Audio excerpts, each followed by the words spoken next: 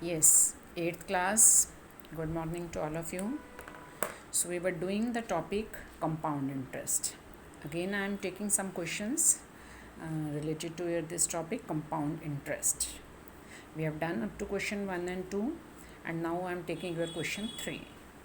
Fabina borrows rupees this at 12% per annum for 3 years at simple interest. Febina ने 12,500 rupees 12% पर rate से 3 साल के लिए सिंपल इंटरेस्ट पर उधार लिए. And Radha borrows the same amount, Radha ने भी उतनी ही मनी उधार ली for the same period as 10% per annum. Time period same है, मतलब दोनों का टाइम 3 ईयर्स ही है, लेकिन उसको रेट उसने 10% पर रेट से उधार लिया कंपाउंड इंटरेस्ट से. बस आपने यहाँ ध्यान रखना है, जो फेबिना ने उधार लिया है वो सिंपल इंटरेस्ट पर लिया है, और जो इसने राधा ने उधार लिया है वो कंपाउंड इंटरेस्ट पर लिया है. तो यहाँ आपने बहुत ध्यान देना है कि राधा के लिए आप सिंपल इंटरेस्ट कैलकुलेट करोगे और फेबिना के लिए आप सिंपल इंटरेस्ट कैलकुलेट करोगे, राधा के लिए compound interest. Who page more interest, कौन ज़्यादा इंटरेस्ट देगा, एंड बाय हाउ मच, और कितना. तो सबसे पहले हमने क्या करना है, फॉर फेबिना. अब फेबिना के लिए जो प्रिंसिपल है, जो उसने जितनी मनी उधार ली है वो है 12,500. रेट है 12% पर एनम और टाइम है 3 years.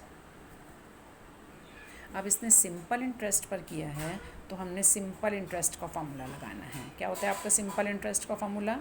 Principal into rate into time upon 100. अभी आपने 125 इंटू 12 इंटू 3 36, इसको आपने कैलकुलेट कर लेना है, मल्टीप्लाई कर लेना है. अब आओगे आप राधा पर.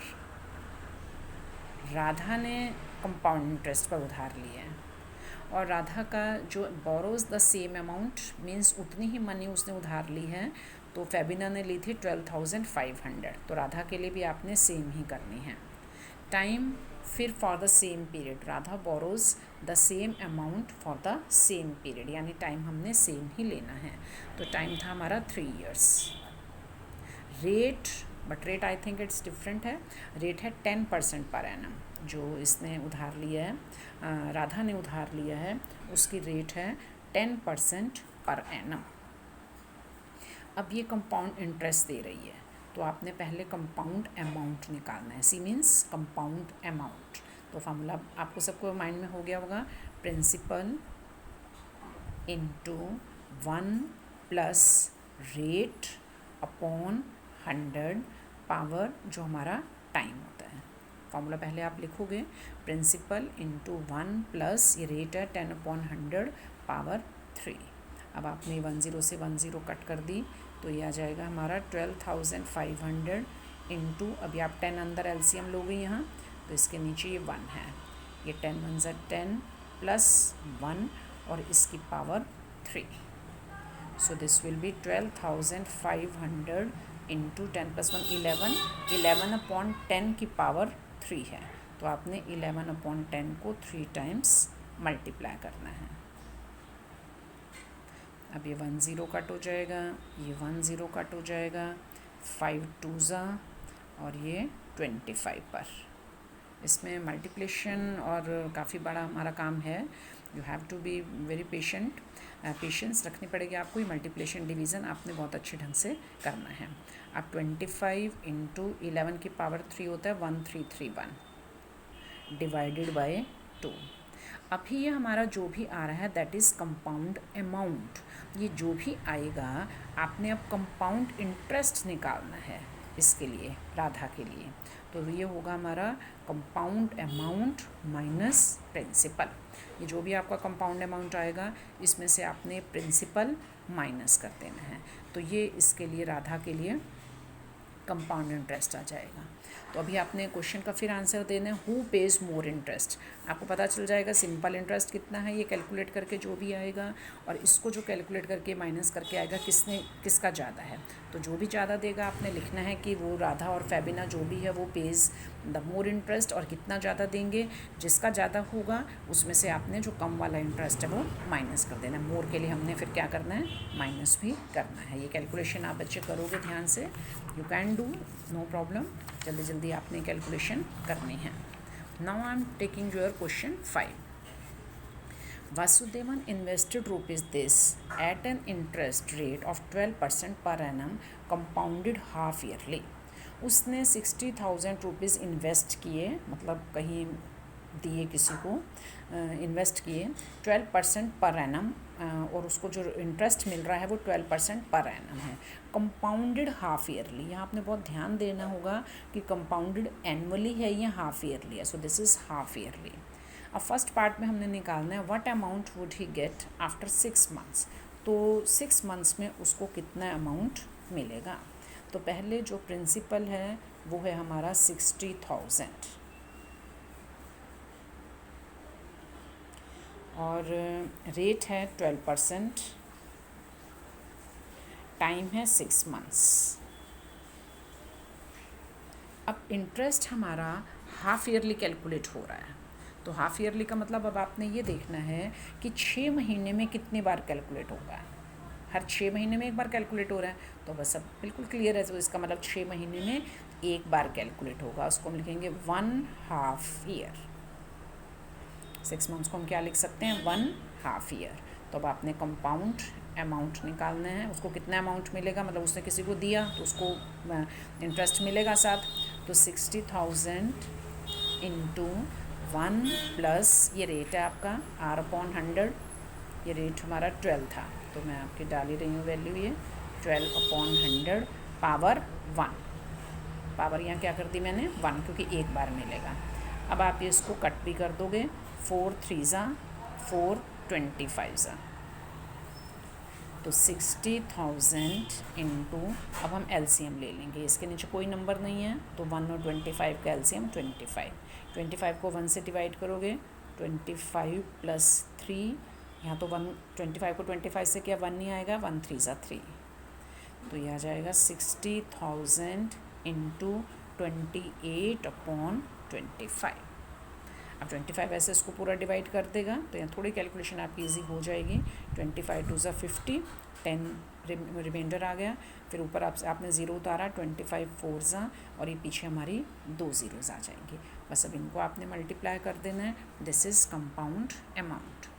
सेकेंड पार्ट में है अब टाइम 1 ईयर, तो एक साल में अब जो उसका कितनी बार इंटरेस्ट कैलकुलेट होगा, हर 6 महीने में एक बार इंटरेस्ट कैलकुलेट हो रहा है, तो इस केस में हमारा टाइम क्या बन जाएगा, ये 1 ईयर है, तो 1 ईयर को आप ऐसे लिखोगे 2.5 ईयर्स। अगर 6 महीने में एक बार इंटरेस्ट कैलकुलेट होता है तो दैट मीन्स एक साल में 2 बार कैलकुलेट होगा। बाकी हमारा प्रिंसिपल और रेट सेम है, तो compound amount is equal to principal into 1 plus rate/100 power 2। अब यहाँ पावर मैंने क्या डाल दी, 2 डाल दी। बाकी अब अंदर सिंप्लीफिकेशन सेम है, बस अब आपने उसको 2 टाइम्स करना है। तो अब ये 60,000 इंटू ये 25 एलसीएम लोगे तो 25 प्लस 3 पावर 2, अब इसमें हमारी पावर 2 चलेगी, तो 60,000 इंटू 28/25 इंटू 28/25। यहाँ आपने 1 टाइम मल्टीप्लाई किया था, यहाँ हमने ऐसे 2 टाइम्स मल्टीप्लाई करना है, तो you will do this calculation.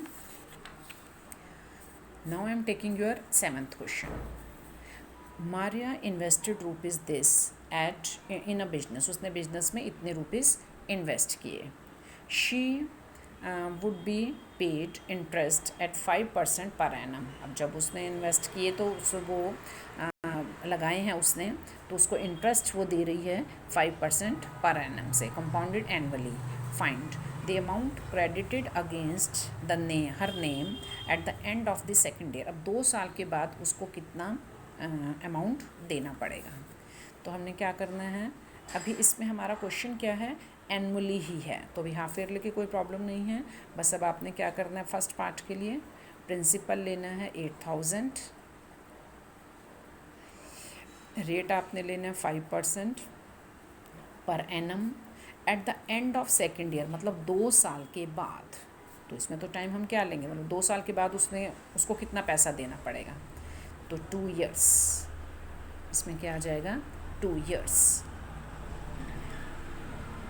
तो अब इसमें हमने compound amount, principal into 1 plus R upon 100 power 2, ये हमारा 20 आ जाएगा। अब 8000 इंटू ये 20 एलसीएम लोग हैं, तो यहाँ इसके नीचे कोई नंबर नहीं है, 1 लगेगा। इस स्टेप को आपने बहुत ध्यान से कैलकुलेशन को सॉल्व करना है। 20 1 ज़ा 20 प्लस 1, ये 5 1 ज़ा होगा ना, पावर 2, तो 8000 इंटू 21/20 इंटू 21/20, ये कट हो जाएगा, ये कट हो जाएगा, 2 40 ज़ा 2 20 ज़ा, तो ये 20 इंटू 21 को 2 टाइम्स करें, ये 441 होता है। अब आप मल्टीप्लाई कर दो, ये बिल्कुल इजी कैलकुलेशन है, तो ये मैंने आपकी कर दी है। अब second part, the interest for the third year, सिर्फ तीसरे साल में उसको कितना इंटरेस्ट देना पड़ेगा, सिर्फ तीसरे साल में। अब तीसरे साल का मतलब होता है कि दूसरे से तीसरे साल तक का पहले हमने ये देखना है कि उसको प्रिंसिपल क्या होगा। अब 2 साल के बाद उसका ये अमाउंट बना हुआ है, 2 साल के बाद उसका ये अमाउंट बना हुआ है, तो जो दैट मीन्स ये सेकंड पार्ट में जो आपका प्रिंसिपल है थर्ड ईयर का वो ये बन जाएगा, क्योंकि कंपाउंड इंटरेस्ट में क्या होता है, जो पिछले साल का अमाउंट होता है वो अगले साल के लिए प्रिंसिपल बनता है, तो अब तीसरे साल के लिए ये हमारा प्रिंसिपल बनेगा। तो यहाँ आपने you have to be very careful, may be आपको फर्स्ट पार्ट नहीं पूछा गया, सिर्फ सेकंड पूछा गया है, तो भी आपने इतना करना है, क्योंकि सिर्फ तीसरे साल का इंटरेस्ट पूछा है। अगर टोटल 3 का पूछते तो हम सीधा यहाँ 3 का फॉर्मूला डाल देते, 8000 इंटू 1 प्लस 5/100 पावर 3 कर देते, बट यह है कि सिर्फ तीसरे साल, मतलब दूसरे से तीसरे साल में उसको कितना इंटरेस्ट देना पड़ेगा। तो बस आपने ये क्लियर करना है, amount for second year is equal to rupees this, so principal for third year, जो तीसरे साल के लिए अब उसका प्रिंसिपल बनेगा वो 8880 हो जाएगा। अब आपने यहाँ टाइम 1 ईयर ही करना है, क्योंकि दूसरे से तीसरे साल के बीच में, और 1 ईयर के लिए चाहे हम कंपाउंड अमाउंट का लगाएं या सिंपल इंटरेस्ट का लगाएं वो सेम ही रहता है, क्योंकि बस यहाँ पावर 1 ही हो जाती है। तो अगर आप simple P into R into T upon 100 करोगे दैट इज़ सेम, क्योंकि उसमें कोई फ़र्क नहीं पड़ा हमारा, उसमें प्रिंसिपल 1 साल के लिए वो नहीं, वही का वही रहता है। तो अब टाइम 1 ईयर, अब आपने इसमें चाहे सिंपल इंटरेस्ट ही लगा दो आप, तो इंटरेस्ट फॉर थर्ड ईयर, तो प्रिंसिपल इंटू रेट, रेट हमारा क्या था 5% और टाइम हमने 1 ईयर,